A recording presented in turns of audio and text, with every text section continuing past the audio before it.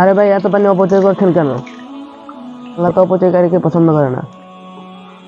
আমি কি ভুল করলাম? হ্যাঁ ভাই, পানি খুব বড় নেয়ামত।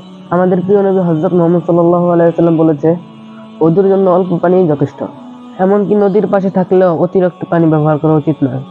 যাদের ব্যাপারে আল্লাহ সুবহানাহু ওয়া তাআলা পবিত্র কোরআনে বলেছেন যে, সূরা আল আরাফের 31 নং আয়াতে, নিশ্চয় আল্লাহ অপচয়কারীদেরকে পছন্দ করে না। আপনার কথা ঠিক। আমি এখন থেকে সুন্নাহ অনুযায়ী ওযু করব এবং পানি অপচয় করব না। শুকরিয়া ভাই, আপনি আপনার ভুল বুঝতে পেরেছেন। আপনাকেও শুকরিয়া ভাই, আমি আমার ভুল বুঝতে পেরেছি।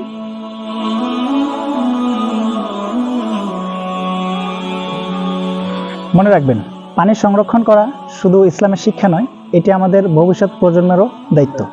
ঠিক এমনই আরও নিত্য নতুন ভিডিও পেতে আমাদের চ্যানেলটিকে সাবস্ক্রাইব করে পাশে থাকতে পারেন। দেখা হবে পরবর্তী কোনো ভিডিওতে।